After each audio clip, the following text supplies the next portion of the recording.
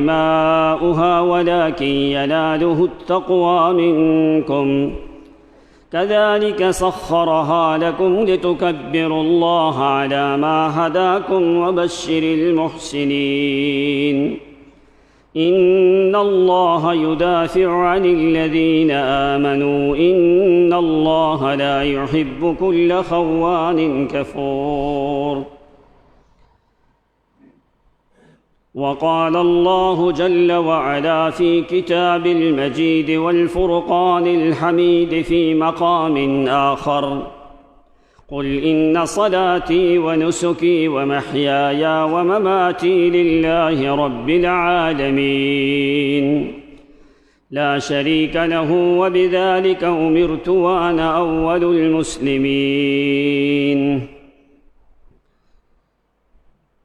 اللهم صل على محمد وعلى آل محمد كما صليت على إبراهيم وعلى آل إبراهيم إنك حميد مجيد اللهم بارك على محمد وعلى آل محمد كما باركت على إبراهيم وعلى آل إبراهيم إنك حميد مجيد سبحانك لا علم لنا إلا ما علمتنا إنك أنت العليم الحكيم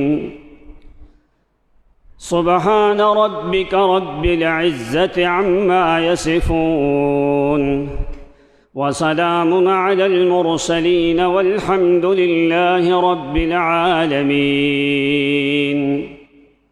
الله أكبر الله أكبر لا إله إلا الله والله أكبر الله أكبر ولله الحمد الله أكبر الله أكبر لا إله إلا الله والله أكبر الله أكبر ولله الحمد الله أكبر الله أكبر لا إله إلا الله والله أكبر الله أكبر ولله الحمد لا إله إلا الله وحده لا شريك له له الملك وله الحمد وهو على كل شيء قدير الله أكبر كبيرا والحمد لله كثيرا وسبحان الله بكرة وأصيلا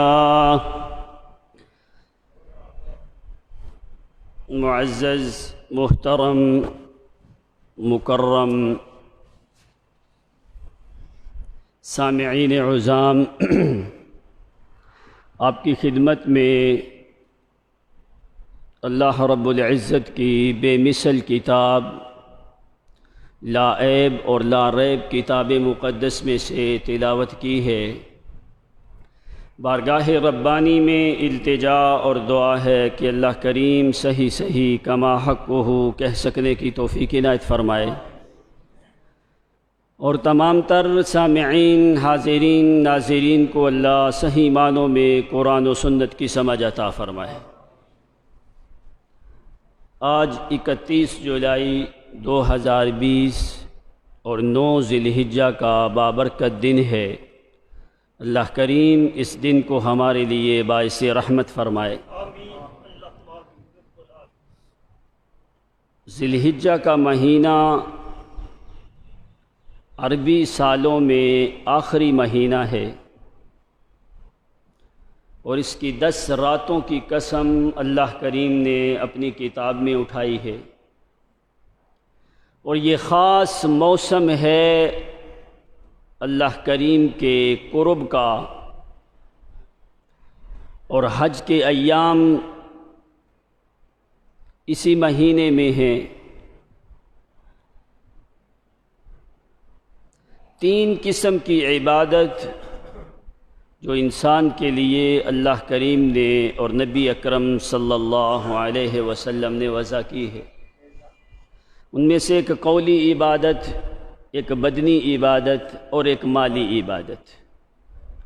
یہ موسم ہے مالی عبادت کا، قربانی کا۔ اب چند چیزیں سمجھنے والی ہیں کہ اللہ کریم نے قربانی کو کیوں فرض کیا، قربانی کس لیے دی جاتی ہے، اور کس آدمی کی قربانی ہوتی ہے، اور اس کا مقصد کیا ہے۔ یہ چند چیزیں سمجھنے والی ہیں۔ قربانی یہ اصل میں لفظ ہے عربی کا، قرآن میں تیاتی بقربان تاکلہ النار، 3 مقام پہ یہ لفظ موجود ہے قرآن مقدس میں۔ وہ آدم علیہ السلام کے بیٹوں کے بارے میں، بنی اسرائیل کے بارے میں۔ قربانی لفظ ہے قرب سے، قرب کا مطلب ہوتا ہے قریب ہونا، یعنی قربان یا قربانی کے ذریعے سے انسان اللہ کے قرب میں آتا ہے۔ اب کیا یہ جو قربانی ہے اللہ کریم کو تمہارے جانور کا گوشت پہنچتا ہے، تمہارے جانوروں کا خون پہنچتا ہے؟ کچھ بھی نہیں پہنچتا۔ کیوں یہ اللہ کریم نے قربانی جو ہے یہ انسانوں کے اوپر فرض کی ہے؟ اس کی 2 وجوہات ہیں۔ اس کے لیے آپ کے حواس خمسہ کا حاضر ہونا ضروری ہے۔ دل دماغ کو حاضر کر کے اگر سمجھو گے تو پھر آپ کو صحیح معنوں میں قربانی کی حقیقت سمجھ آئے گی۔ ایک تو یہ کہ اللہ کریم کہ ہاں اس بندے کی قربانی قبول ہے جس بندے کا دل سلیم ہے۔ اللہ تعالیٰ تمہاری شکلوں کو نہیں دیکھتا، تمہارے نسب کو نہیں دیکھتا، تمہارے حسب کو نہیں دیکھتا، تمہارے قبیلے، خاندان، تمہاری مال دولت، جاگیر، جائیداد، زمینیں، چدراہٹ، وزارت، امارت، بادشاہت، حکومت، سلطنت، یہ چیزیں اللہ تعالیٰ کے ہاں ایک مکھی کے پر جتنی بھی ان کی قیمت نہیں ہے۔ ان اللہ لا ينظر الى صورکم ولکن ينظر الى قلوبکم، اللہ کریم تمہارے چہروں کو نہیں دیکھتا، ينظر الى قلوبکم، اللہ کریم تمہارے دلوں کو دیکھتا ہے۔ اگر چہروں کو دیکھا جاتا، ابو لہب سے بڑھ کے چہرہ کس کا جو ہے حسین تھا، تو اللہ کریم نے جہنم میں داخل کر دیا۔ اگر چہروں کو دیکھتا تو ابو طالب کا چہرے کی حیا ہوتی، چہروں کو دیکھتا تو ابراہیم پیغمبر کے باپ کو حیا کی جاتی، چہروں کو دیکھتا تو نوح علیہ السلام کے بیٹے کو جہنم میں نہ ڈالا جاتا، اگر چہرے کو دیکھتا تو لوط پیغمبر کی بیوی کو جہنم میں نہ بھیجا جاتا۔ اس لیے فرمایا ان اللہ لا ينظر الى صورکم ولکن ينظر الى قلوبکم، اللہ کریم تمہاری صورتوں کو نہیں دیکھتے، وہ تمہارے دلوں کو دیکھتے ہیں۔ اب قربانی جو ہے اس کے پیچھے 2 وجوہات ہیں سمجھنے والوں کے لیے۔ ایک تو یہ کہ اللہ کریم جس وقت مخلوق کا فرد دوسرے فرد سے محبت کرتا ہے زیادہ، اللہ تعالیٰ ان دونوں کے درمیان جدائی ڈال دیتا ہے۔ جدائی ڈالتا ہے کیوں جدائی ڈال دیتا ہے؟ جب محب محبوب سے محبت کرنے لگتا ہے تو اللہ کریم درمیان میں جدائی ڈال دیتا ہے۔ جدائی ڈال کے پھر ان دونوں کو اپنی رحمت کے نیچے رکھنا چاہتا ہے۔ اب یہ قانون ذرا ذہن میں رکھنا، جب ایک آدمی کے دل میں چاہے وہ بیٹا ہو، چاہے وہ بیوی ہو، چاہے وہ باپ ہو، چاہے وہ دوست ہو، چاہے کوئی اور چیز ہو، ان دونوں میں محبت جب زیادہ ہونے لگتی ہے اللہ تعالیٰ دونوں کے درمیان جدائی ڈال دیتا ہے۔ جدائی ڈال کے پھر ان دونوں کو اپنی محبت کے نیچے رکھنا چاہتا ہے۔ بس یہ قانون سمجھنا۔ دوسری بات کہ اللہ رب العزت پہلے زمانے میں لوگ اپنی اولادوں کو ذبح کرتے تھے۔ لوگ انسانوں کی قربانی کرتے تھے، نظریات غلط تھے، وہ کیا کرتے تھے؟ انسانوں کی قربانی کرتے تھے۔ اس رسم کو ختم کرنے کے لیے اللہ نے انتخاب کیا ابراہیم خلیل اللہ کا۔ سبحان اللہ۔ بات سمجھ آئی کہ لوگ اپنی اولادوں کو ذبح کرتے تھے، قتل کرتے تھے۔ کیوں ایسا کرتے تھے؟ وہ اللہ کا قرب حاصل کرتے تھے اس ذریعے سے۔ اللہ تعالیٰ اس غلط رسم کو ختم کرنا چاہتے تھے، اور غلط رسم کو ختم کرنے کے لیے انتخاب کیا ابراہیم خلیل اللہ کا۔ اب قرآن دیکھو تم، قرآن نے خود کہا وَكَذَلِكَ زَيَّنَ لِكَثِيرٍ مِّنَ الْمُشْرِكِينَ قَتْلَ أَوْلَادِهِمْ۔ بہت سے مشرکوں کے ہاں شیطان نے ان کے لیے یہ مزین کر دیا کہ اپنی اولادوں کو قتل کرو۔ اب وہ اپنی اولادوں کو قتل کرتے تھے، لمبا زمانہ یہ سلسلہ جاری رہا، اور یہود انہوں نے بڑے بڑے، آج بھی تم یہودیوں کی تاریخ دیکھو، انہوں نے بڑے بڑے ایک مرکز بنائے جن کا نام رکھا محرقہ او محراق، جس کا مطلب ہوتا ہے جلانے والی چیز۔ یہ کیا کرتے؟ بڑے بڑے مرکز بنائے، اس میں آگ جلائی، آگ جلا کے ان میں کچھ سوراخ رکھے۔ یہ یہود اپنی اولاد کو اس آگ والی جگہ میں داخل کر کے پیچھے سے دروازے بند کر دیتے، ان کے چیخوں کی آوازیں ان سوراخوں سے باہر آتی۔ زندہ اپنی اولاد کو جلاتے تھے، چیخوں کی آوازیں ان سوراخوں سے باہر آتی، تو کہتے یہ ہماری جو چیخوں کی آوازیں ہیں یہ ہمیں اللہ تعالیٰ کے قریب کر دیتی ہیں۔ آج بھی تم یہودیوں کی تاریخ دیکھو، قرآن پاک نے بھی فرمایا قد خسر الذین قتلوا اولادہم سفہا بغیر علم۔ وہ لوگ بڑے نقصان میں رہے جنہوں نے اپنی اولادوں کو قتل کر دیا۔ کیوں قتل کیا؟ سفہا، نادانی کی وجہ سے، بیوقوفی کی وجہ سے، بغیر علم، بغیر علم کے انہوں نے اپنی اولادوں کو قتل کر دیا۔ اب قرآن نے سمجھایا کیا کہ پہلے لوگ اپنی اولادوں کو ذبح کرتے تھے، اپنی اولادوں کو جلا دیتے تھے، مشرک لوگ اپنی اولادوں کو قتل کرتے تھے، اور اپنی اولادوں کو یہ محرقہ او محراق جو یہودیوں کی جلانے والی جگہ تھی اس میں جا کے یہ بعل نامی بت اور غیروں کے نام پہ اپنے جانوروں کو جلا دیتے، اپنے اولاد کو جلا دیتے تھے۔ اب یہ جو آج عمان کا ملک ہے نا، ریاست ہے عمان کی، یہ عمونیین، یہ لوگ کون تھے اصل میں؟ ان کے اور یہودیوں کے درمیان یہ محرقہ اولادوں کو جلانے میں مقابلہ ہوتا رہا۔ لمبا زمانہ یہ لوگ اپنی اولادوں کو جلاتے رہے۔ اس رسم کو نسل انسانی کی بقا کے لیے، نسل انسانی کی بقا کے لیے اللہ کریم نے اس رسم کو ختم کرنا تھا، اور اس رسم کو ختم کرنے کے لیے کوئی انسان بھی آلہ چاہیے تھا۔ اس لیے اللہ کریم نے انتخاب کیا ابراہیم خلیل اللہ کا۔ ابراہیم کا امتحان ہے، اور پوری دنیا کی اولادوں کے لیے اللہ تعالیٰ نے بقا رکھ دی ہے۔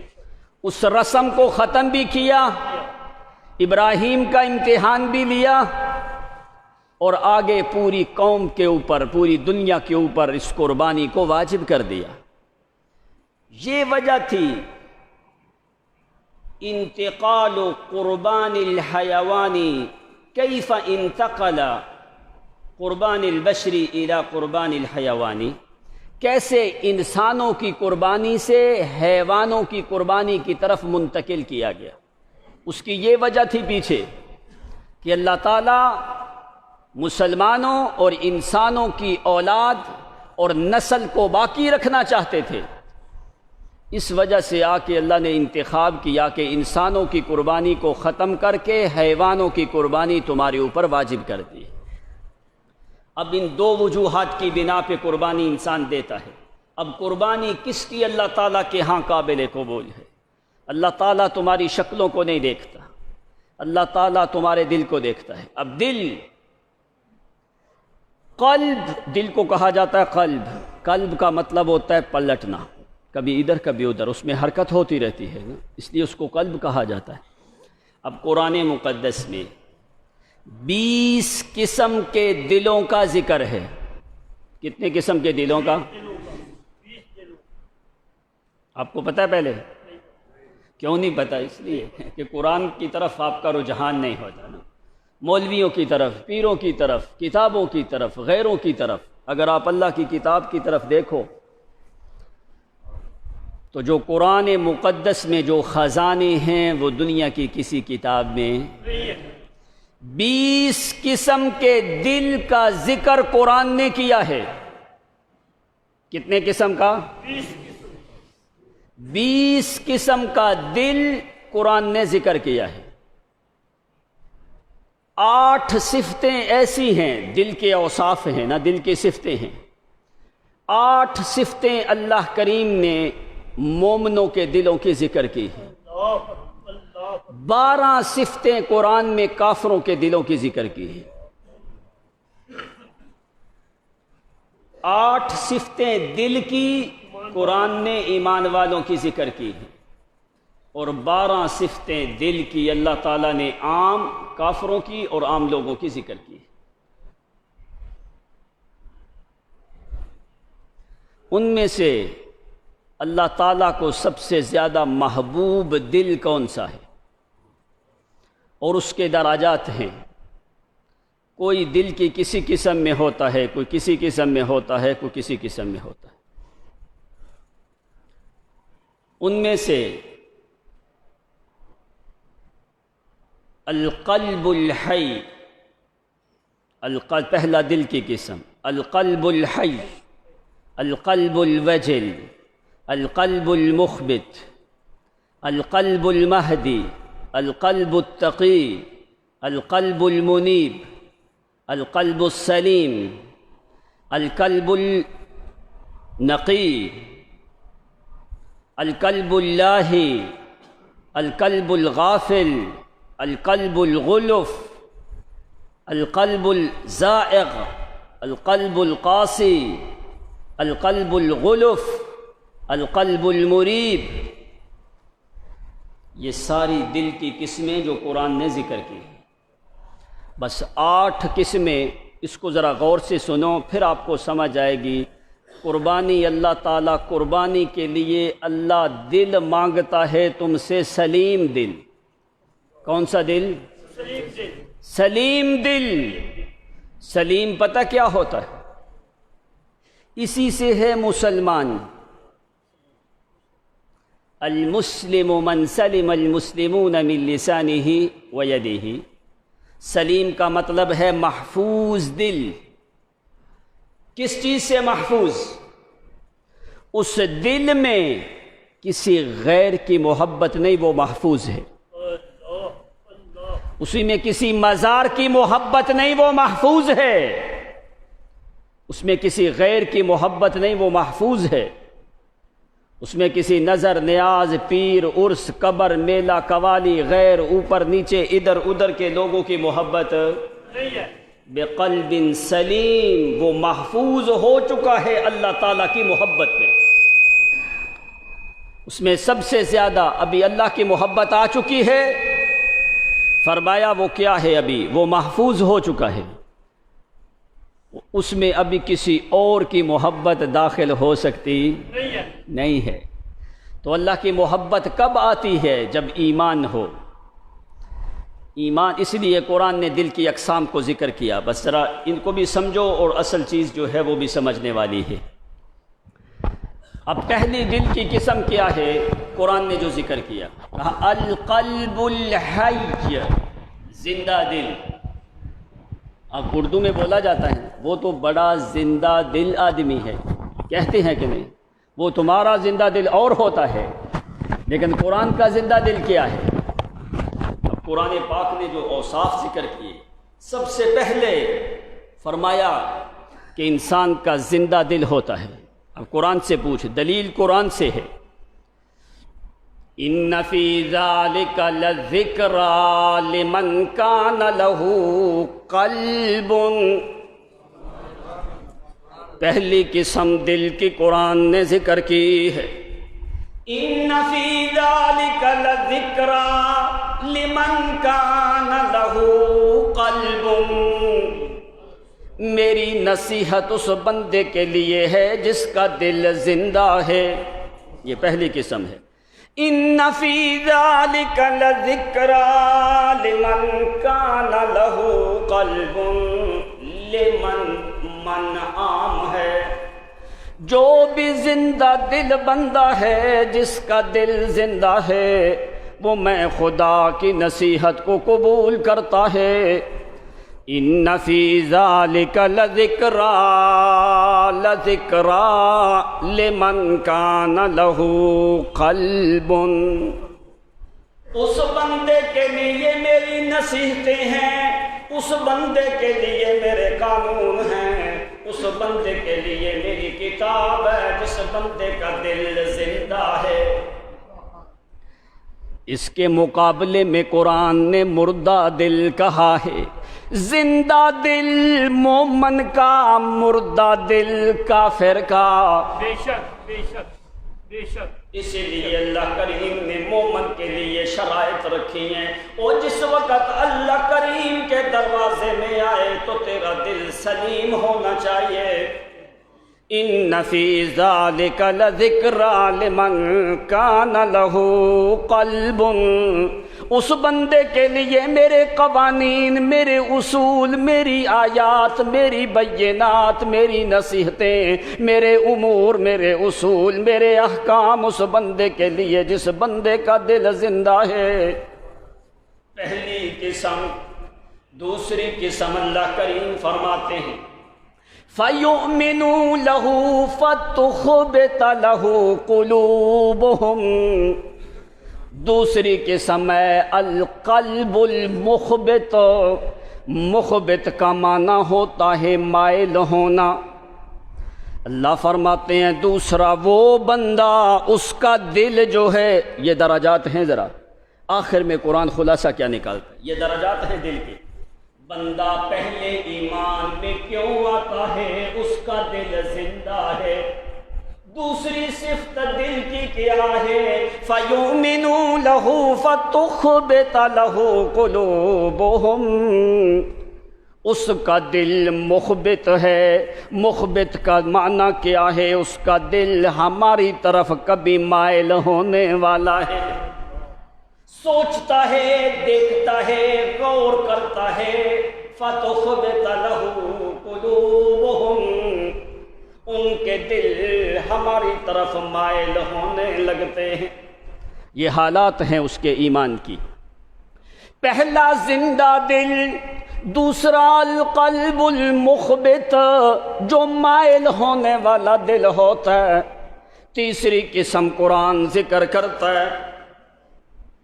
اللہ کریم فرماتے ہیں جس وقت زندہ دل والا آدمی ہماری طرف مائل ہونے لگتا ہے، جب مائل ہونے لگتا ہے پھر اس کا دل ڈرنے لگتا ہے۔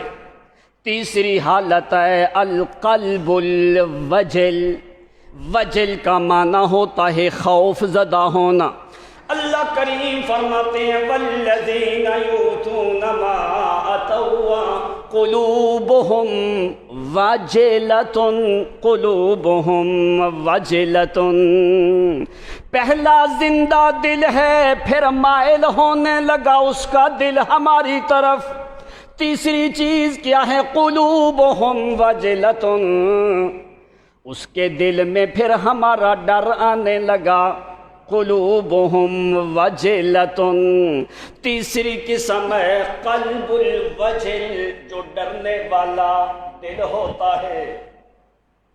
چوتھی قسم، جس وقت دل زندہ بھی ہے، مائل بھی ہے، پھر ڈرنے بھی لگا ہے۔ پھر چوتھی قسم اللہ فرماتے ہیں پھر ہم کیا کرتے ہیں، القلب المہدی، یہ تین صفتیں جس وقت آتی ہیں اس کے بعد ہم اس کے دل کو ہدایت کی طرف چن لیتے ہیں۔ کیسے؟ وَمَن يُؤْمِن بِاللَّهِ يَهْدِ قَلْبَهُ، اس کو کہا جاتا ہے القلب المہدی، جس دل میں اللہ کریم نے ہدایت رکھی ہے۔ چوتھی قسم دل کی القلب المہدی، اس کے دل کو ہم ہدایت کی طرف لے آتے ہیں۔ کب لے کے آتے ہیں؟ پہلی چیز کیا ہے، اس کا دل زندہ بھی ہوتا ہے، القلب المخبت ہماری طرف مائل بھی ہونے لگتا ہے۔ تیسری قسم القلب الوجل، پھر اس کا دل ڈرنے بھی لگتا ہے۔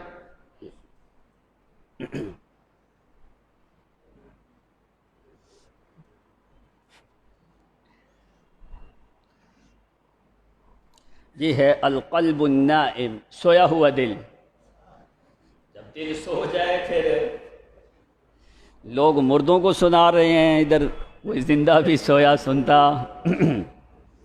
یہ باتیں بڑی اہم ہیں، شاید کہ تمہیں دوبارہ یہ باتیں نہ کبھی ملیں، اس لیے جاگ کے بیٹھو۔ پہلا زندہ دل، دوسرا مائل ہونے والا دل، تیسرا جو ہے فرمایا ڈرنے والا دل۔ یہ تین صفتیں دل میں جمع ہونے لگتی ہیں تو اللہ کریم فرماتے ہیں وَمَن يُؤْمِن بِاللَّهِ يَهْدِ قَلْبَهُ، ایسے دل کو ہم ہدایت دے دیتے ہیں۔ اس کو کہا جاتا ہے القلب المہدی، ہدایت والا دل۔ پانچویں نمبر پہ جو دل آتا ہے، فرمایا جس وقت یہ چار چیزیں جمع ہوتی ہیں، یہ چاروں چیزیں ایمان کے لیے بڑی ضروری ہیں، اس کے بعد پھر کیا ہونے لگتا ہے؟ پھر اس کے بعد نمبر آتا ہے القلب المتقی، تقوی والا دل۔ کون سا دل؟ تقوی والا دل۔ اب ذرا دیکھ قربانی والی ہے، سورۃ حج کی جو آیت پڑھی ہے، لن ینال اللہ لحومها ولا دماؤها ولکن ینالہ التقوی۔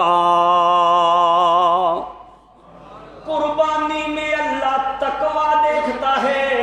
ادھر قرآن کہتا ہے پانچواں دل جو ہے وہ کون سا ہے؟ وَمَن يُعَظِّمْ شَعَائِرَ اللَّهِ فَإِنَّهَا مِن تَقْوَى الْقُلُوبِ، سورۃ حج۔ وَمَن يُعَظِّمْ شَعَائِرَ اللَّهِ فَإِنَّهَا مِن تَقْوَى الْقُلُوبِ۔ پانچواں درجہ ہے متقی دل کا۔ پانچ درجے ہو گئے، چھٹا درجہ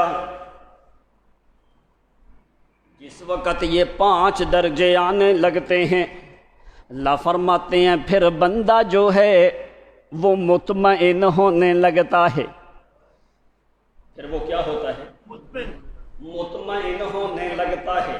اب دیکھ، پہلے دل کے لیے فرمایا ان فی ذالک لذکریٰ، ذکریٰ، یہاں سے شروع ہوتے ہوتے یہ پانچویں درجے تک پہنچ گیا، ابھی چھٹا درجہ اس میں آنے لگا۔ پانچ درجے جس وقت کامل ہو گئے، چھٹا دل اس کے پاس صفت آنے لگی، وہ کون سی ہے؟ القلب المطمئن۔ چھٹا درجہ کیا ہے؟ القلب المطمئن۔ یہ پانچ درجے آئے، زندہ دل، مائل ہونے والا دل، ڈرنے والا دل، ہدایت والا دل۔ پانچواں دل کیا ہے؟ القلب المطمئن، مطمئن ہونے والا دل۔ قرآن کہتا ہے الا بذکر اللہ تطمئن القلوب، بذکر اللہ تطمئن القلوب۔ یہ پھر چھٹا درجہ جس وقت آنے لگتا ہے، چھٹا درجہ کیا ہے کہ اس کا دل مطمئن ہو جاتا ہے۔ دل کیا ہوتا ہے؟ مطمئن ہو جاتا ہے۔ یاد رہیں گے وہ 2-4 درجے۔ زندہ دل، مائل ہونے والا دل، ڈرنے والا دل، ہدایت والا دل، متقی دل، چھٹا مطمئن دل۔ اب یہ قرآن کی آیتیں ہیں۔ آگے اللہ فرماتے ہیں اور اوپر ہمارے قریب آنے لگا بندہ۔ چھت کی سیڑھیاں ہوتی ہیں نا، پہلی سیڑھی، دوسری سیڑھی، تیسری، چوتھی، پانچویں، چھٹی پہ پہنچ گیا، قریب آنے لگا۔ 7ویں سیڑھی کیا ہے؟ القلب المنیب، انابت والا دل۔ معنی کیا ہے؟ چوٹ لگے تو دوڑ کے ہمارے پاس آتا ہے، غم آئے دوڑ کے ہمارے پاس آتا ہے، تکلیف پہنچے دوڑ کے ہمارے پاس آنے لگتا ہے، اولاد کی ضرورت ہے دوڑ کے ہمارے پاس آنے لگتا ہے۔ کوئی اندر تکلیف ہے یا باہر تکلیف ہے، کوئی اولاد کی طرف سے تکلیف ہے یا خاندان کی طرف سے کوئی غم پہنچا ہے، جدھر جدھر بھی کو گرنے لگتا ہے، اٹھنے لگتا ہے، چلنے لگتا ہے، منیب، پھر وہ کسی اور طرف دیکھتا نہیں ہے۔ قرآن کہتا ہے وَجَاءَ بِقَلْبٍ مُنِیب، وہ منیب دل سے آیا، بقلب منیب۔ یہ 7واں درجہ ہے مومن کے دل کا۔ کہاں؟ کدھر کدھر؟ اس سے پہلے والے جو درجات ذکر کیے اللہ کریم نے، پہلی سیڑھی، پھر دوسری، تیسری، چوتھی، پانچویں، چھٹی، ابھی جس طرح ایک بندہ چھت کے قریب ہونے لگتا ہے، یہ 7ویں سیڑھی اللہ کریم کی رحمت کی چھت کے یہ قریب ہونے لگا ہے۔ سبحان اللہ۔ اس لیے قرآن فرماتا ہے وَجَاءَ بِقَلْبٍ مُنِیب۔ منیب دل کون سا ہونے لگتا ہے؟ اگر اس کے کھانے میں نمک کوئی نہیں تو وہ آواز مجھے دیتا ہے، سبحان اللہ۔ چاہے وہ میرا پیغمبر موسیٰ ہی کیوں نہ ہو۔ فرمایا اگر چلتے چلتے گر گیا ہے تو آواز مجھے دیتا ہے، رات کا اندھیرا ہے غم آنے لگتا ہے تو آواز مجھے دیتا ہے۔ نہ پیروں کی طرف جاتا ہے، نہ غیروں کی طرف جاتا ہے، نہ مزاروں کی طرف جاتا ہے، نہ کسی زندہ مردہ پہ امید رکھتا ہے۔ وَجَاءَ بِقَلْبٍ مُنِیب، وہ ہر حالت میں، ہر کیفیت میں، ہر گھڑی میں، ہر ساعت میں، ہر وقت میں، ہر موسم میں، ہر جوانی اور زندگی کے ایام میں بقلب منیب، وہ صرف ہماری طرف ہی رجوع کرتا ہے، کسی غیر کی طرف۔ 7 درجے فرمایا۔ جس وقت پھر 8واں درجہ، جہاں پہ کسی اور کی محبت آنے لگتی ہے، جو اس کے ساتھ محبت کرتا ہے، اللہ فرماتے ہیں محبت جب زیادہ ہونے لگتی ہے، پھر میں اس محبت کو، محب اور محبوب کو جدا کر کے، کیوں جدا کرتا ہوں؟ ان دونوں کی محبت کو زیادہ کرتا ہوں، اپنی محبت کے نیچے رکھتا ہوں۔ سبحان اللہ، سبحان اللہ۔ کیا ہوتا ہے پھر ان کو جدا کر کے اس کے بعد جس وقت جو دل بچتا ہے، اس دل کو کہا جاتا ہے الا من اتى اللہ بقلب سلیم۔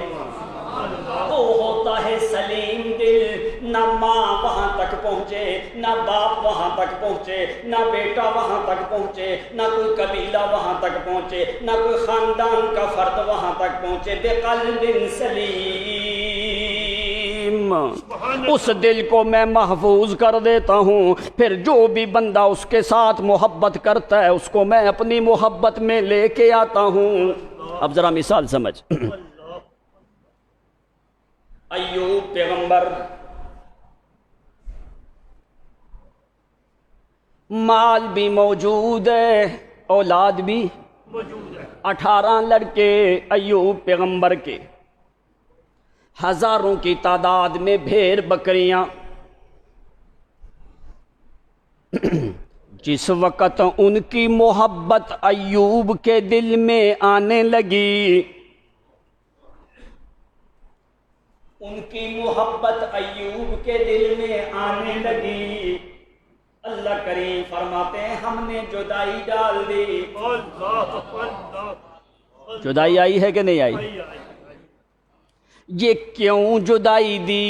ہم اس محبت کو اپنی محبت کے نیچے زیادہ کرنا چاہتے تھے اور اس کو اپنے اور قریب کرنا چاہتے تھے۔ جس وقت جدا کر دیا، کتنا لمبا زمانہ، 18 سال کی مدت جدا کیا ہے، یا کم و بیش اس کے علاوہ فرمایا اولاد بھی ختم کی، مال بھی ختم کیا، سب کچھ ختم کیا کہ نہیں؟ جس وقت ساری چیزوں کو ختم کر دیا، اللہ فرماتے ہیں بقلب سلیم، دل پورا مکمل طور پہ محفوظ ہو جاتا ہے۔ ان سب چیزوں کی محبت کو میں اپنی محبت کے نیچے بڑھانا چاہتا تھا۔ سبحان اللہ، پھر کیا کیا؟ اللہ کریم فرماتے ہیں جس وقت لمبا زمانہ گزر گیا، اس کے بعد ہم نے کیا کیا؟ وَوَهَبْنَا لَهُ أَهْلَهُ وَمِثْلَهُمْ مَعَهُمْ رَحْمَةً مِنَّا۔ جس وقت جدائی ڈال کے دل کو ہم نے سلیم بنا لیا، پھر ہم نے کیا کیا؟ ان چیزوں کی محبت کو ہم اپنی محبت کے نیچے رکھنا چاہتے تھے، پھر ہم زیادہ دیتے ہیں۔ ہم نے کیا کیا اس کے بعد؟ وَوَهَبْنَا لَهُ أَهْلَهُ وَمِثْلَهُمْ مَعَهُمْ، پہلے 14 لڑکے تھے، ہم نے 28 دیے۔ اللہ اللہ، پہلے 20,000 بیر بکریاں ہیں، پھر ہم نے 40,000 دی۔ سبحان اللہ سبحان اللہ، جدائی کی پہلے اللہ نے، جدائی کر کے فرمایا ہم اس کو دل سلیم کرنا چاہتے تھے، ہم اس کو اور زیادہ قریب کرنا چاہتے تھے، ان چیزوں کی محبت کو ہم بڑھانا چاہتے تھے، لیکن اپنی محبت کے نیچے رکھنا چاہتے تھے۔ بے شک بے شک بے شک، قرآن نے زیادہ دے دیا نا۔ اب دوسری مثال سمجھو، موسیٰ کی ماں کے دل میں جس وقت موسیٰ کی محبت آنے لگی، پچھلے جمعے پہ بھی میں نے 1-2 منٹ بتائی تھی بات، موسیٰ کی ماں کے دل میں جس وقت موسیٰ کی محبت آنے لگی، اللہ فرماتے ہیں موسیٰ کی ماں کو زیادہ دینا چاہتے تھے۔ موسیٰ کی ماں کے دل میں وہ جو موسیٰ والی محبت تھی، ہم ان ساری محبتوں کو اپنی محبت کے نیچے بڑھانا چاہتے تھے۔ موسیٰ کی ماں کے دل میں جس وقت محبت زیادہ آنے لگی، ہم نے فرمایا او موسیٰ کی اماں، موسیٰ کو صندوق میں بند کر کے پانی کے حوالے کر۔ اللہ اللہ اللہ، کوئی ماں معصوم بچے کو یوں موت کے طرف دیتی نہیں ہے۔ اللہ فرماتے ہیں وَأَوْحَيْنَا إِلَىٰ أُمِّ مُوسَىٰ، موسیٰ کی ماں کے دل میں ہم نے ڈال دیا، موسیٰ کی ماں غم نہ کر، موسیٰ کو پانی کی موجوں کے حوالے کر، ہم اس محبت کو اور بڑھائیں گے، ہم تم کو زیادہ دیں گے، پریشان ہونے کی ضرورت نہیں ہے۔ جس وقت موسیٰ کی ماں نے موسیٰ کو پانی کے حوالے کر دیا، فوری اللہ کریم نے فرمایا رَادُّوهُ إِلَيْكَ وَجَاعِلُوهُ مِنَ الْمُرْسَلِينَ۔ موسیٰ کی ماں غم نہ کر، دیا تم نے موسیٰ ہے، واپس میں نبی کروں گا۔ سبحان اللہ سبحان اللہ سبحان، زیادہ کیا نا، جدائی کر کے اللہ زیادہ کرتا ہے۔ ابراہیم خلیل جس وقت 90 یا 95 یا 110 برس کی عمر یا 120 سال کی عمر مانگتے رہے، اللہ کریم نے بیٹا دیا، تو پھر ہم حضرت ابراہیم علیہ السلام فرماتے ہیں الحمدللہ الذی وہب لی علی الکبر اسماعیل و اسحاق۔ ساری تعریف اللہ کے لیے جس نے مجھے بڑھاپے میں پہلے اسماعیل دیا ہے بعد میں اسحاق دیا ہے. سبحان یعنی اسماعیل علیہ السلام بڑے ہیں اور حضرت اسحاق چھوٹے ہیں. جب اتنے لمبے زمانے کے بعد اللہ نے دیا دے کے تو فرمایا بے وادن غیر ذی زرع. بس میں ابھی اشارہ کرتا ہوں، کل عید پہ انشاءاللہ اس کی تشریح سمجھاؤں. فرمایا ان کو جنگل ویران میں چھوڑ کے آ جاؤ. وہاں پہ چھوڑ کے آگے فرمایا وہاں پہ ملنا بھی نہیں، پوچھنا بھی نہیں، دیکھنا بھی نہیں، بوسہ بھی نہیں لینا، کلام بھی نہیں کرنا. انہی قدموں پہ چھوڑ کے واپس آ شام میں میرا ابراہیم. سب کچھ کیا. اب یہ دیکھو دو چیزیں کہ انسانوں کی قربانی سے حیوانات کی قربانی کی طرف منتقل ہونے کا ذریعہ ابراہیم پیغمبر بنے تھے. بے شک بے شک بے شک. تو جس وقت بیٹے سے پیدا ہوا تو اللہ تعالیٰ نے فوری دونوں کو جدا کر دیا. کیوں جدا کیا؟ اللہ فرماتے ہیں ان دونوں کو میں اپنی محبت میں لینا چاہتا تھا، اللہ اس لیے ان دونوں کو جدا کر دیا. بواد غیر ذی زرع عند بیتک المحرم. وہاں پہ جا کے جنگل ویران بیابان کا علاقہ جہاں پہ کوئی انسان کوئی نہیں، ادھر جا کے چھوڑ کے آ میرا ابراہیم پیغمبر. جدائی کر دی. جدائی جس وقت کر دی ابراہیم پیغمبر بیت المقدس میں سیدہ ہاجر جو ہیں وہ اسماعیل معصوم کو لے کے بیت اللہ کے علاقے میں موجود ہیں. پھر قرآن کہتا ہے بالغ معہ السعی قال یا بنی انی ارا فی المنام انی اذبحک فانظر ماذا تری. جس وقت بالغ معہ السعی، جس وقت بلوغت کو پہنچنے لگے، کیا مطلب؟ جس وقت چلنے پھرنے کے قابل ہونے لگے.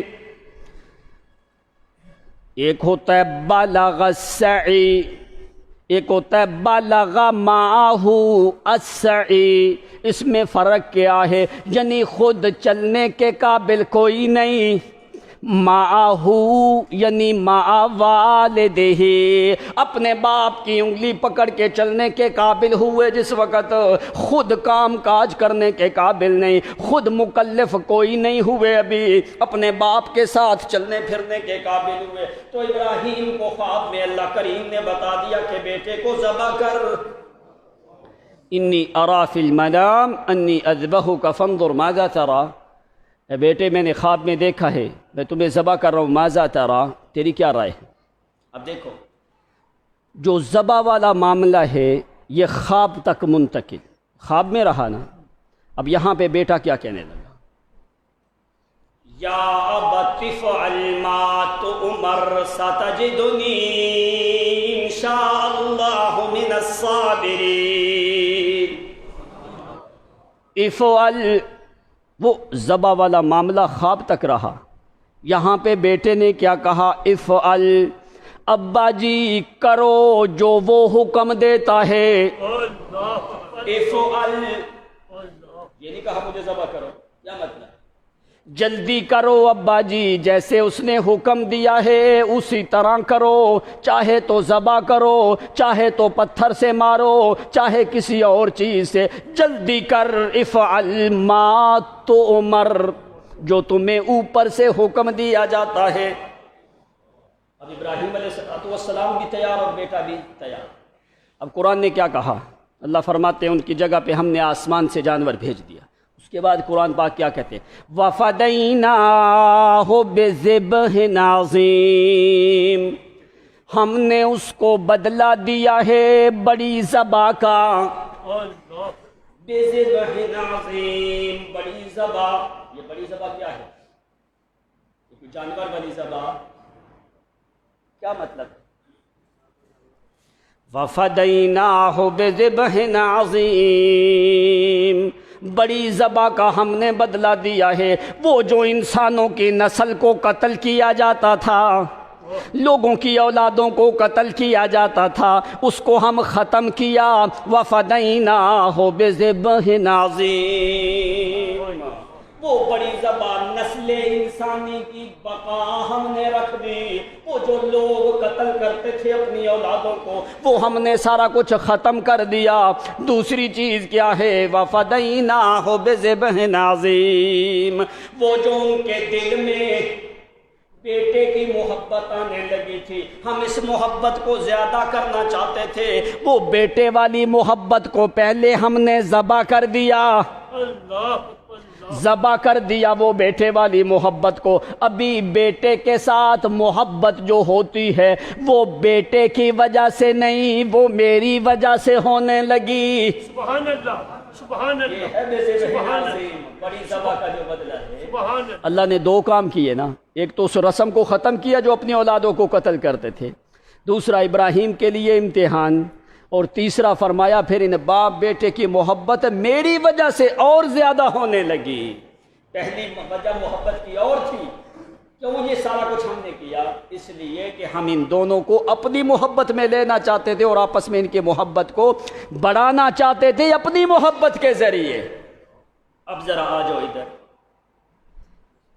عائشہ صدیقہ، ادھر نبی علیہ الصلوۃ والسلام، دوسری طرف سیدہ عائشہ۔ کون عائشہ؟ سبحان اللہ، جو سیدہ عائشہ ہے، سبحان اللہ، سبحان طاہرہ عائشہ، سیدہ طاہرہ طیبہ مزکہ مقدسہ بریہ صدیقہ عتیقہ لائقہ انیکہ فائقہ سبحان اللہ، عفیفہ سبحان اللہ، مبرعہ طیبہ تائبہ عابدہ حامدہ سائحہ طاہرہ قانتہ حبیبہ صوامہ قوامہ قائمہ منفقہ فی سبیل اللہ حافظہ عادلہ زاہدہ عابدہ عادلہ عالمہ حافظہ فقیہہ محدثہ مذکرہ قوامہ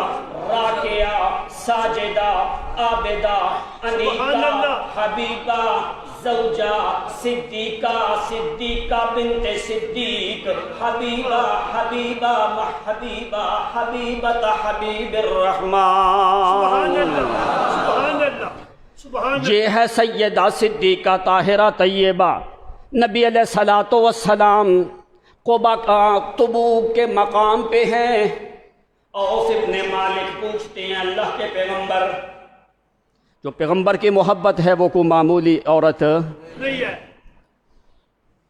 صحابی کہتے فی قبۃ من عدم، نبی علیہ الصلوۃ والسلام ایک چمڑے کی کھال کا خیمہ بنا ہوا ہے، اس خیمے کے اندر نبی علیہ الصلوۃ والسلام بیٹھے ہیں۔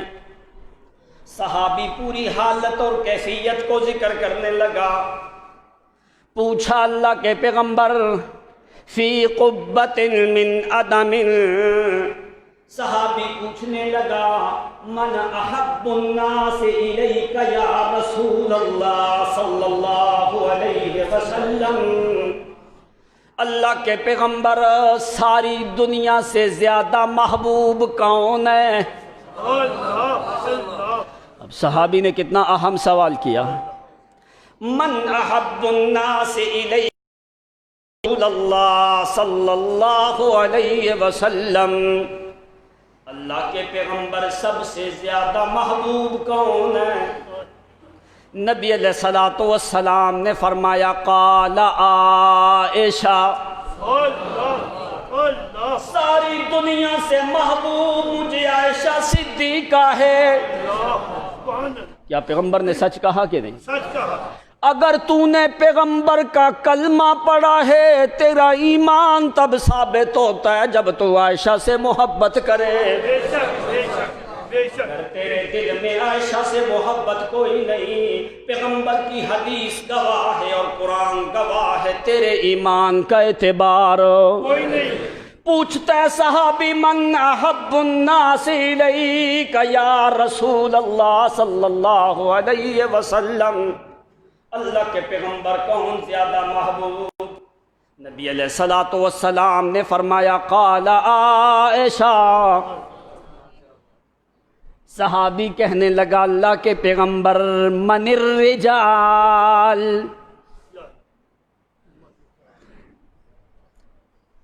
من الرجال، اللہ کے پیغمبر میری مراد تھی کہ مردوں میں کون ہے؟ من الرجال، اللہ کے پیغمبر مردوں میں کون زیادہ محبوب ہے؟ اب ذرا جملے کو دیکھنا پیغمبر نے کیسے جواب دیا۔ آپ نے فرمایا قال ابوہا، فرمایا عائشہ کا باپ۔ اب لفظ دیکھ، قال ابوہا، ذکر صدیق کا ہوتا ہے، محبت میں عائشہ کو درمیان میں ذکر کیا ہے۔ نبی علیہ السلام نے یہ کیوں نہیں فرمایا قال ابو بکر، مجھے ابو بکر سے محبت ہے؟ آپ نے فرمایا نہیں، قال ابو ہا ضمیر لوٹتی ہے عائشہ صدیقہ کی طرف، فرمایا کہ عائشہ کا باپ۔ کیا فرمایا؟ عائشہ کا باپ۔ کیا مطلب؟ کہ مجھے صدیق سے محبت ہے۔ کون صدیق؟ جو عائشہ کا باپ ہے۔ ڈائریکٹ ذکر کیا نہیں ہے، عائشہ کو درمیان میں لے کے آئے ہیں۔ اور آج کا سیاہ دل یہ ظالم کہتا ہے کہ عائشہ صدیقہ رضی اللہ عنہا، ان کے ساتھ رضی اللہ تعالی عنہا نہیں لکھنا چاہیے، صحابہ کے ساتھ رضی اللہ عنہم نہیں لکھنا چاہیے، اور صحابہ خلفائے راشدین نہیں تھے، الیاذ باللہ۔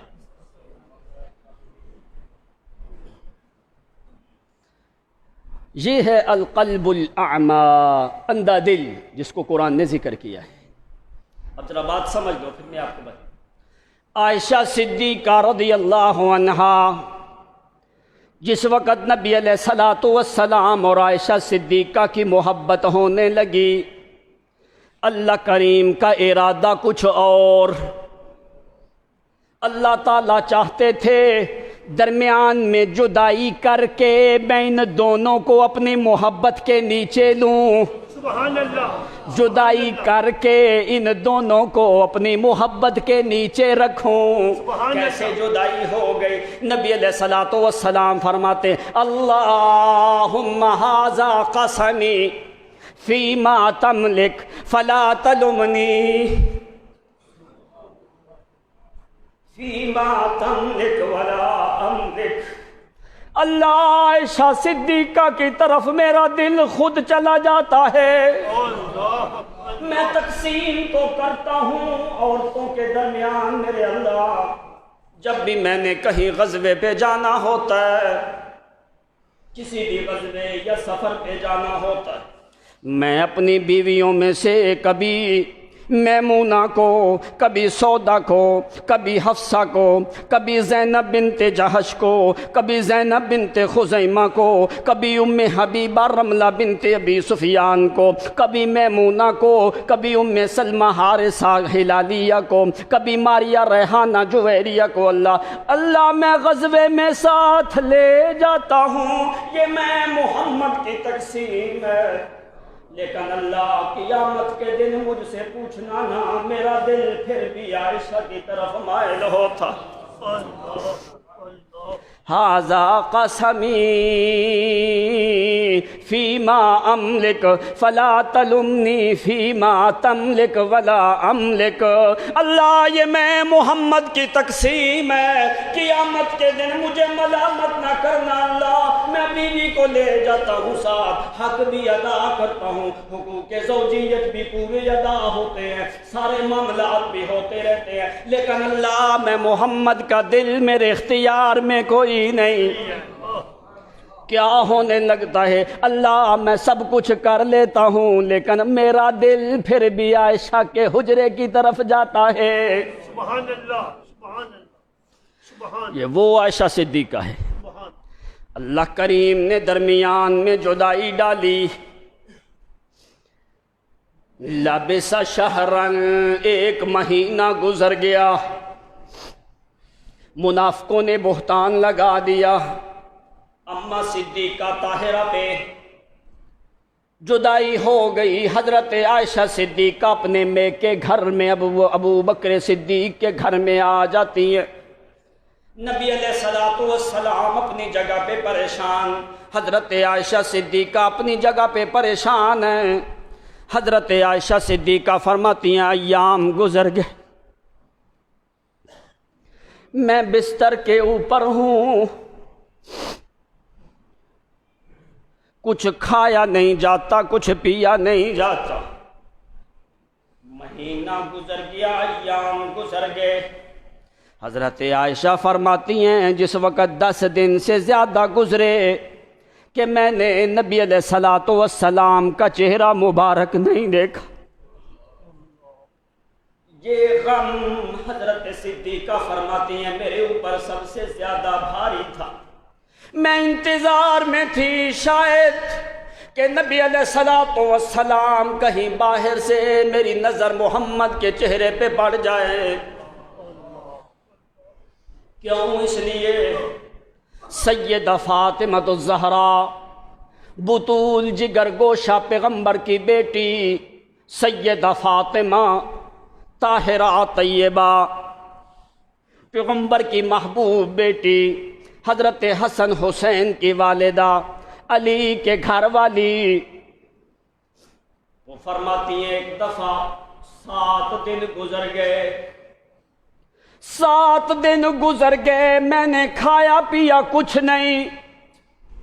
یہ محمد کی بیٹی سیدہ فاطمہ الزہرا ہے، فرماتی ہیں میں نے کھایا پیا کچھ نہیں، بھوک سے نڈھال ہو کے میں نبی علیہ السلام کی طرف چلی گئی۔ نبی علیہ السلام نے فرمایا ما خطبک یا بنیتی، او میری بیٹی فاطم۔ نبی علیہ السلام تعظیم کے لیے کھڑے ہو گئے، آپ نے اپنی چادر نیچے بچھائی ہے فاطمہ الزہرا کی تعظیم کے لیے۔ سبحان اللہ۔ نبی علیہ السلام کھڑے ہو کے کہنے لگے ما خطبک یا بنیتی، او میری بیٹی فاطم کیسے تمہارا آنا ہوا ہے؟ کہنے لگی اللہ کے پیغمبر جس کام کے لیے آئی تھی وہ کام تو ہو چکا ہے۔ فرمایا کیسے میری بیٹی فاطمہ؟ کہنے لگی اللہ کے پیغمبر 7 دن سے میں نے کچھ کھایا پیا، آ کے میں نے آپ کے چہرے مقدس کی طرف دیکھا ہے، نظریں بھر کے محمد کے چہرے کی طرف دیکھا ہے۔ اللہ کے پیغمبر اللہ کی قسم میری 7 دن کی بھوک ختم ہو چکی۔ سبحان اللہ۔ سبحان جس اللہ۔ کام کے لیے میں آئی تھی وہ کام تو اللہ کے پیغمبر ہو چکا ہے۔ یہ کشش ہے محمد کے چہرے کی، یہ طورانیت ہے پیغمبر کے چہرے کی، یہ لطافت ہے محمد کے چہرے کی، یہ نور نبوت ہے محمد کے چہرے کے اوپر۔ اس لیے سیدہ عائشہ صدیقہ فرماتی ہے کہ میں انتظار میں تھی کہ کاش میں ایک دفعہ محمد کا چہرہ دیکھ لوں تو میرا سارا غم جو ہے وہ دور ہو جائے گا۔ کہنے لگی آخرکار ایام گزرے، اللہ کریم نے پوری سورت نور کو نازل کیا ہے۔ سبحان اللہ۔ سبحان اللہ۔ سبحان اللہ۔ پوری سورت نور نازل کر کے، اب معنی سمجھنا اصل میں مقصد کیا تھا، کیوں اللہ نے عائشہ اور محمد کے درمیان جدائی ڈالی ہے؟ کیوں جدائی ڈالی ہے؟ ایک تو اس محبت کو اللہ زیادہ کرنا چاہتے تھے، بات سمجھ آئی کہ وہ پہلا قانون یاد ہے کہ نہیں؟ ایک تو اس محبت کو زیادہ کرنا چاہتے تھے، دوسرا ان دونوں کو اپنی رحمت میں محبت میں لینا چاہتے تھے۔ اس لیے اللہ کریم نے پوری سورت نور نازل کی ہے، نازل کر کے پھر اللہ کریم نے فرما دیا او میرا پیغمبر تیری زوجہ عائشہ صدیقہ پاک ہے۔ بے شک، بے شک، بے شک۔ نبی علیہ السلام آئے، آ کے فرمایا ان اللہ طوبی لک یا عائشہ ان اللہ قد براک من السماء، او عائشہ صدیقہ تیری برات تیری گواہی اللہ نے آسمانوں سے دی ہے، یہ تیرا مقام ہے عائشہ صدیقہ۔ اگر یوسف پہ بہتان لگے تو زلیخا کے خاندان کا بندہ گواہ بنتا ہے، عیسیٰ پیغمبر کی ماں پہ بہتان لگا تو فرمایا عیسیٰ علیہ السلام نے گواہی دی۔ اے عائشہ صدیقہ جس وقت تیرے اوپر بہتان لگا اللہ نے دنیا سے کسی بندے کا بھی انتخاب کیا کوئی نہیں، قد براک من السماء، اللہ کریم نے فرمایا رک جاؤ عائشہ کی صداقت میں خدا خود بیان کرتا ہوں۔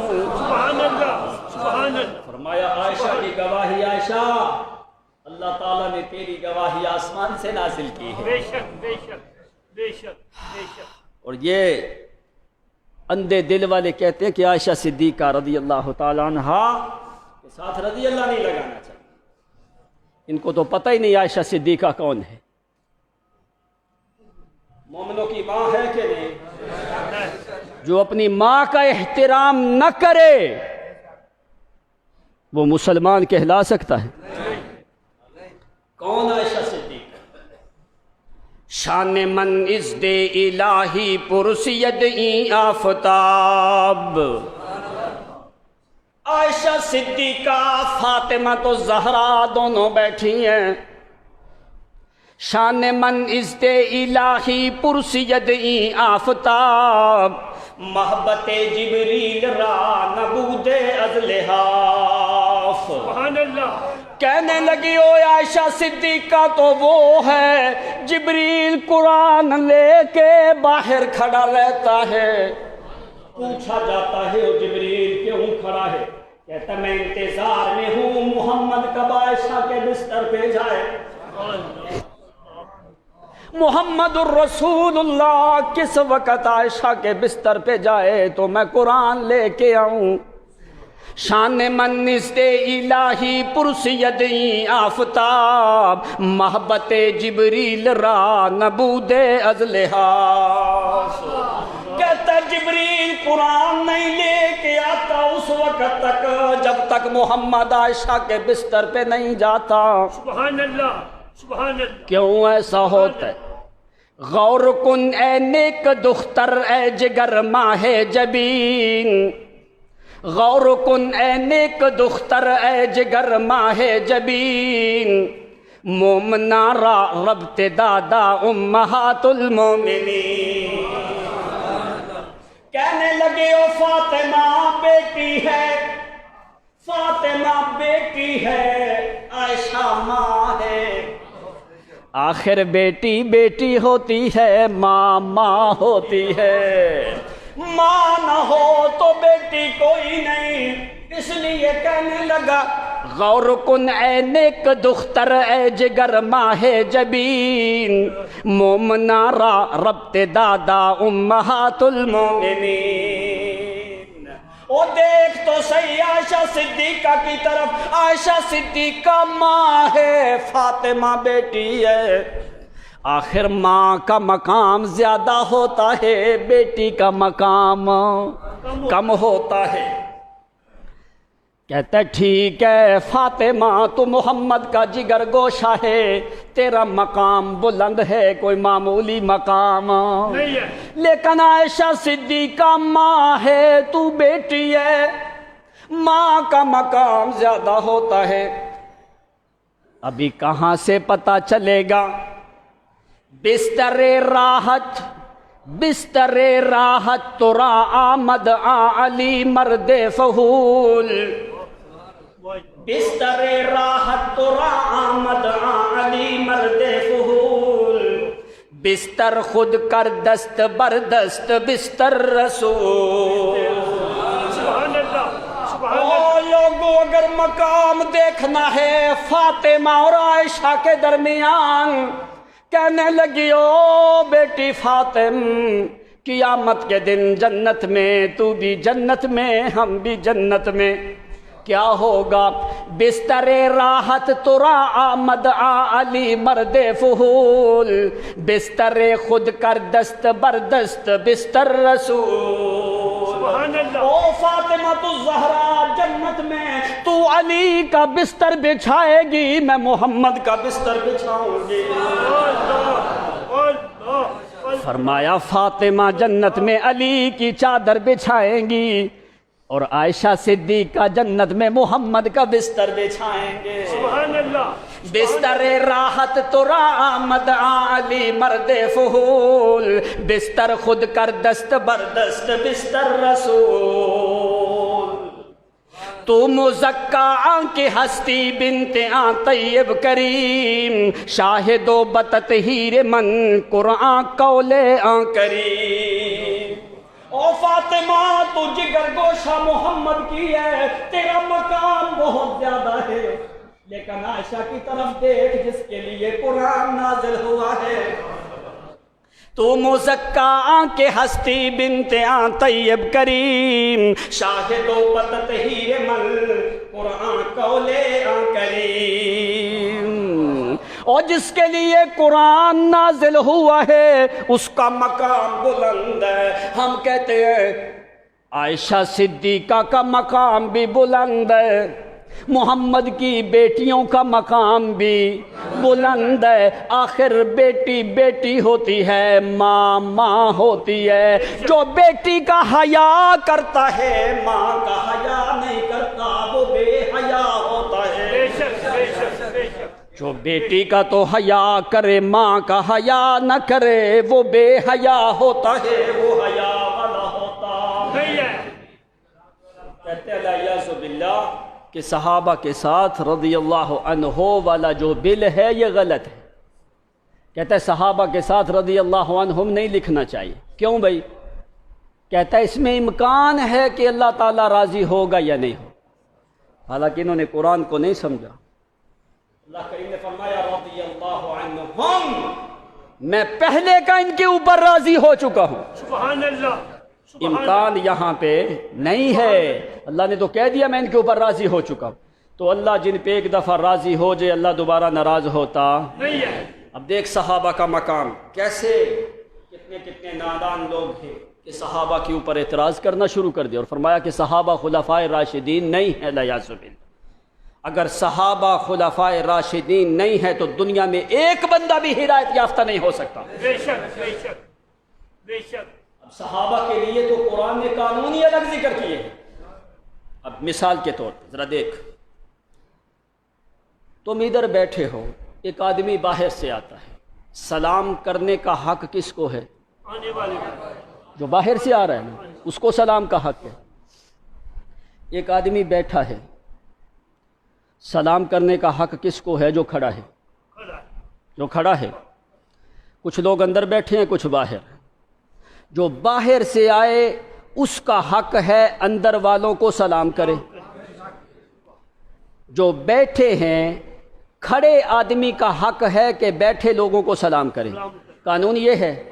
اب صحابہ کے لیے اللہ نے قانون بدل دیا۔ کیوں؟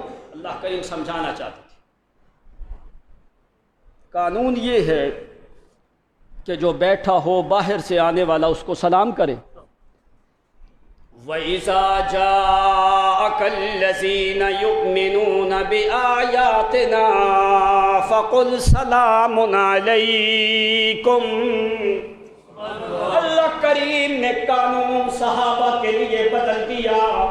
قانون یہ ہے کہ باہر سے آنے والا سلام کرے ان کو جو پہلے بیٹھے ہوئے۔ اللہ کریم نے پیغمبر کو حکم دیا، میرا پیغمبر تیرے صحابہ کی جماعت کا الگ جماعت ہے، ان کے لیے ایک قانون میں الگ سے رکھتا ہوں جو صرف ان کے لیے ہے، کسی اور کے لیے نہیں ہے۔ قانون یہ ہے کہ باہر سے آنے والا اندر والے کو سلام کرے، لیکن میرا محمد سن لے، قانون میں نے بدل دیا تیرے صحابہ کے لیے۔ تم اگر موجود ہو اندر، باہر سے تیرا کوئی بھی صحابی آتا ہے، میرا پیغمبر اس کو سلام نہ کہنے دیا کر، اس سے پہلے تو سلام کہا کر۔ اللہ اللہ اللہ۔ تیرا باہر سے آئے حق اس کا بنتا ہے سلام کرنے کا، لیکن میرا پیغمبر میں نے قانون بدل دیا تیرے صحابہ کے لیے۔ اگر تم موجود ہو اندر، صحابی آتا ہے باہر سے، میرا پیغمبر اس کے سلام کرنے سے پہلے آپ میری طرف سے ان کو سلام دیا کرو۔ سبحان اللہ، سبحان اللہ، سبحان اللہ، یہ تو قرآن کی آیت ہے۔ سبحان اللہ۔ وَإِذَا جَاءَكَ وَإِذَا ظرف جاء ماضی کا ضمیر خطاب پیغمبر کو، الذین موصولہ وہ لوگ، کون لوگ، یؤمنون بآیاتنا، میرا پیغمبر تیرے صحابہ جو ہماری آیتوں پہ ایمان لے کے آئے ہیں، وَإِذَا جب بھی وہ آئیں، چاہے صبح ہو شام ہو، ظہر ہو رات ہو، اندھیرا ہو سویرا ہو، صبح ہو شام ہو، گرمی ہو سردی ہو، کوئی بھی ٹائم ہو، جاءک الذین یؤمنون بآیاتنا، جب بھی وہ میرا پیغمبر آئیں تو کیا کہا کر، فقل پس کہا کر، سلام علیکم، سبحان اللہ، سبحان اللہ، تیرا رب تجھے سلام دیتا ہے، سبحان اللہ، سہیل تیرا رب تجھے سلام دیتا ہے، عمار تیرا رب تجھے سلام دیتا ہے، او صدیق تیرا رب تجھے سلام دیتا ہے، او فاروق تیرا رب تجھے سلام دیتا ہے، او غنی ذو النورین تیرا رب تجھے سلام دیتا ہے، او علی حیدر کرار تیرا رب تجھے سلام دیتا ہے، او معاویہ تیرا رب تجھے سلام دیتا ہے، ابو سفیان تیرا رب تجھے سلام دیتا ہے، او سہیب، او بلال، او عبداللہ ابن عمر، عبداللہ ابن زبیر، عبداللہ ابن عباس، عبداللہ بن جریر البجلی، او تمیم داری، او سہیل، او عمر، او طفیل، او میرے صحابہ، او مہاجر و انصار، او رہنے والوں آنے والوں، میرا رب تجھے سلام دیتا ہے۔ سبحان اللہ، سبحان اللہ، قانون اللہ نے بدلا کہ نہیں؟ بدل گیا۔ کیوں بدلا؟ تمہارے لیے قانون اور صحابہ کے لیے قانون اور، اللہ نے کیوں بدلا ہے؟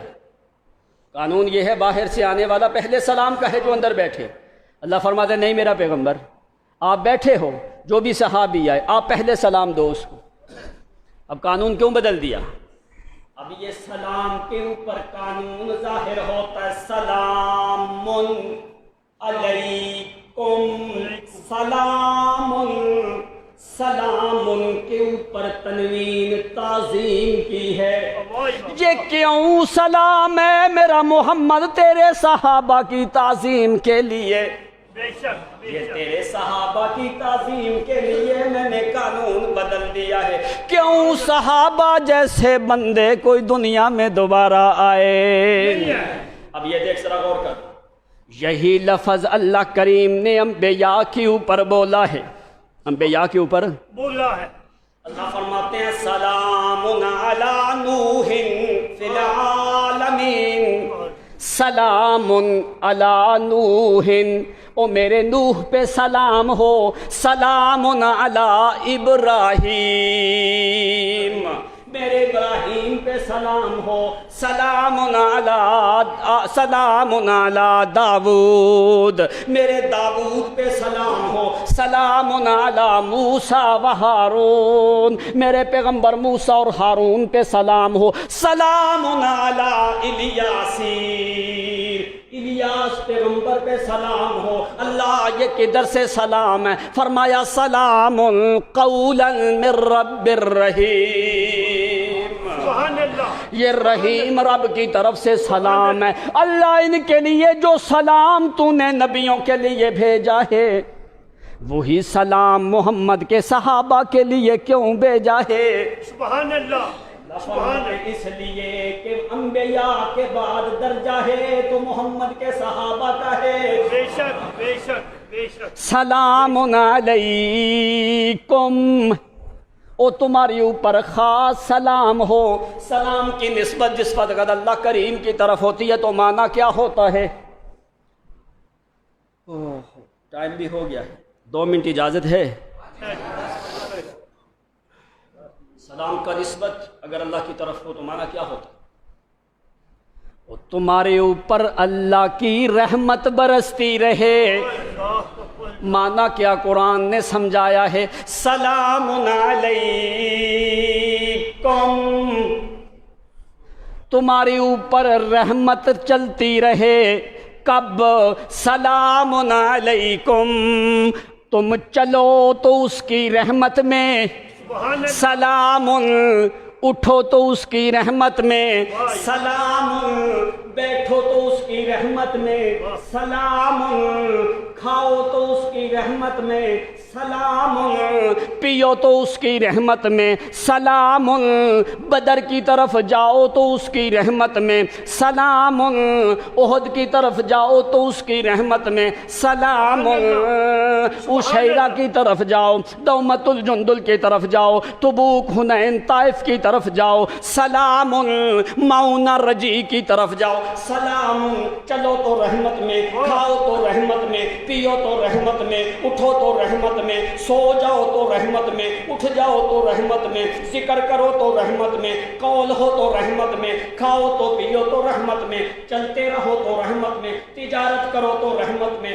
کام کرو تو رحمت ہے، محنت کرو تو رحمت، مزدوری کرو تو رحمت، جدت کرو تو رحمت، جہدت کرو تو رحمت، اپنے حرکات میں کام کاج کرتے رہو تو رحمت میں، تم شادیاں کرو تو رحمت، اولاد ہو تو رحمت، زواج ہو تو رحمت، بنین ہو تو رحمت، بنات ہو تو رحمت، تمہاری تقریر ہو تو رحمت، تلوار پکڑو تو رحمت، نیزہ اٹھاؤ تو رحمت، گھوڑے پہ سوار ہو جاؤ تو رحمت، پیدل چلو تو رحمت، غزوے کی طرف جاؤ تو رحمت، محمد کی محفل میں آؤ تو رحمت، سفر میں جاؤ تو رحمت، قیام کرو تو رحمت، حاجیوں کا پہرا دو تو رحمت، مجاہدین کا رباط کرو تو رحمت ہے، کچھ ملے نہ ملے رحمت ملتی ہے.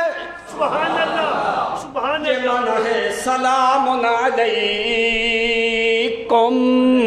وہ تمہارے اوپر ہمیشہ رحمتیں برستی رہیں گی. اللہ کریم کی رحمتیں یہ کدھر سے آئیں گی؟ سلام قولا من رب الرحیم.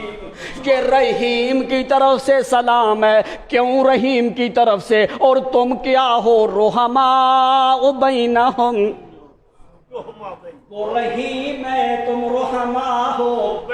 وہ رحیم، وہ رحمت نازل کرتا ہے، تم رحمت کو وصول کرنے والے ہو. سلام. نماز میں کیا پڑھتے ہو؟ السلام علیک ایھا النبی ورحمۃ اللہ وبرکاتہ. السلام علینا وعلی عباد اللہ الصالحین. پڑھتے ہو کہ نہیں پڑھتے؟ کہ کوئی نہیں پڑھتے؟ یہ کون ہے عباد اللہ الصالحین؟ کون ہے یہ؟ کون ہے عباد اللہ الصالحین؟ اور جب صحابہ کی صلاحیت کی گواہی نہ دے تو تیری نماز اللہ کے ہاں قابل قبول نہیں. بے شک، بے شک. تو نماز میں پڑھتا ہے وَسَلَامٌ عَلَىٰ عِبَادِ اللَّهِ الصَّالِحِينَ. یہ صالحین جماعت ہے صحابہ کی. اور جب صحابہ کے لیے نماز میں دعا نہ کرے تو تیری نماز اللہ تعالیٰ کے ہاں قابل قبول ہو سکتی نہیں ہے. اللہم صلی علی محمد وعلی آل محمد. آل محمد کون ہے؟ آل محمد کون ہے؟ یہ صحابہ ہیں آل محمد. تم نے آل کا معنی نہیں سمجھا. یہ قرآن ہے کہ نہیں؟ قرآن میں آل کا لفظ 27 مقامات میں موجود ہے. کتنے مقامات؟ 27 مقامات. اہل کا لفظ قرآن میں 2 مقام پہ آتا ہے. اہل سے مراد پیغمبر کی ساری بیویاں، ساری اولاد ہوتی ہے. اور آل کا لفظ قرآن میں کتنے مقام پہ آتا ہے؟ 27 مقامات میں قرآن میں آتا ہے. آل کس کے اوپر بولا جاتا ہے؟ جو بھی کسی آدمی کی پیروی کرے یہ اس کی آل ہے. جو بھی کسی آدمی کی پیروی کرے وہ اس کی کیا ہے؟ آل ہے. اب سیدہ نسب کے اعتبار سے سیدہ فاطمہ یہ آل ہے محمد کی. بے شک. سیدہ فاطمہ آل ہیں محمد کی. اب حضرت حسن حسین یہ نسب کے اعتبار سے یہ محمد کی آل نہیں، یہ آل علی ہے. بے شک، بے شک. حضرت حسن حسین یہ آل علی ہے. علی ہے. کیوں؟ وجہ اس لیے آل کی نسبت ہمیشہ مرد کی طرف ہوتی ہے، بے شک آل کی نسبت ہمیشہ۔ مرد کی طرف۔ اب دیکھو میں تمہیں بتاؤں، قرآن میں 27 مقامات پہ آل ہے۔ اب جاؤ پورے قرآن میں ایک آل کی نسبت اللہ نے کسی عورت کی طرف کی نہیں ہے، عورت کی طرف کی نہیں ہے۔ قرآن نے کیا کہا؟ آل داود شکرا، داود کی آل، آل موسیٰ و آل ہارون، موسیٰ کی آل اور ہارون کی آل، آل فرعون، فرعون کی آل، فرعون کی اولاد ہی کوئی نہیں، آل کون سی؟ اس کے ماننے والے لوگ۔ ٹھیک، اب یہ 27 مقامات میں کسی مقام پہ بھی آل کی نسبت اللہ تعالیٰ نے عورت کی طرف کی نہیں ہے، سیدہ فاطمہ نسب کے اعتبار سے آل ہے محمد کی، بے شک، پیغمبر کی ساری بیویاں یہ اہل بیت ہیں محمد کی، بے شک، اور حسن حسین یہ آل ہے علی کی، یہ نسب کے اعتبار سے محمد کی آل۔ نہیں ہے، اب ہاں صحابیت کے اعتبار سے سارے صحابہ آل ہے محمد، ماننے والے جو ہیں صحابہ بھی ماننے والے، حضرت حسن حسین فاطمہ عورتیں مرد یہ سارے اس نسبت سے صحابیت اور اتباع کی نسبت سے سارے صحابہ صحابیات وہ پیغمبر کی آل میں داخل۔ یہ جو تم درود پڑھتے ہو اللہم صلی علی محمد وعلی آل محمد، اس سے مراد کون؟ تمام پیروکار۔ ہر وہ بندہ اس میں داخل ہے جو پیغمبر کی پیروی کرتا ہے، بے شک، بے شک، ہر وہ بندہ آل محمد میں داخل ہے جو پیغمبر کی پیروی کرتا ہے۔ وہ 4 خاندان الگ ہیں جن کو صدقات کے اعتبار سے آل ہاشم، آل عباس، آل جعفر، آل علی، ان کے اوپر صدقہ لگتا نہیں ہے، لیکن اگر معانی اور لغت کے اعتبار سے تم دیکھو قرآن سے بڑھ کے کوئی دنیا کی کتاب نہیں جو تمہیں معنی سمجھا سکے۔ بے شک، اب قرآن نے آل کی نسبت کسی عورت کی طرف کی، نہیں ہے، اب دیکھو مریم صدیقہ، ان کے والد کا نام عمران ہے، تو اللہ تعالیٰ نے کیا فرمایا؟ آل عمران علی العالمین، آل عمران موسیٰ کی ماں کی طرف، مریم صدیقہ کی ماں کی طرف نسبت نہیں کی۔ ان اللہ اصطفیٰ آدم و نوحا و آل ابراہیم و آل عمران علی العالمین۔ اگر تم قرآن کو دیکھو تو شک شبہ ختم ہو جائے۔ اس لیے صحابہ کرام کو رضی اللہ عنہم کہنا یہ تو قرآن نے کہا ہے، اب جو اللہ کی کتاب کا ہے کتنے مقام پہ؟ سورۃ توبہ دیکھو، سورۃ بینہ دیکھو، والسابقون الاولون من المہاجرین والانصار والذین اتبعوهم باحسان رضی اللہ عنہم ورضوا عنہ۔ دوسرے مقام پہ آتا رضی اللہ عنہم ورضوا عنہ ذالک لمن خشی ربہ۔ تیسرے مقام پہ آتا رضی اللہ عنہم ورضوا عنہ اولئک حزب اللہ۔ اب قرآن جس کے اوپر راضی ہو جائے، اللہ جس پہ راضی ہو جائے، تمہیں کیا تکلیف ہے بھائی؟ جن کو اللہ نے رضی اللہ عنہ کہہ دیا تمہیں کیا تکلیف ہے؟ اگر کسی کے باتیں کرنے سے کیا ان کے اوپر جو اللہ راضی ہوا اللہ کی رضا میں فرق آ سکتا؟ نہیں آ سکتا۔ تیرے لیے نمونہ ہے صحابہ کی جماعت، بے شک، بے شک، اگر صحابہ کا بغض تیرے دل میں ہوا قرآن گواہ ہے تجھے جنت کی ہوا بھی نہیں لگی۔ انشاءاللہ۔ آخر دعوانا نماز کا ٹائم 6:45 بجے ہے، کل عید الاضحیٰ کی نماز انشاءاللہ 6:45 بجے کھڑی ہو جائے گی۔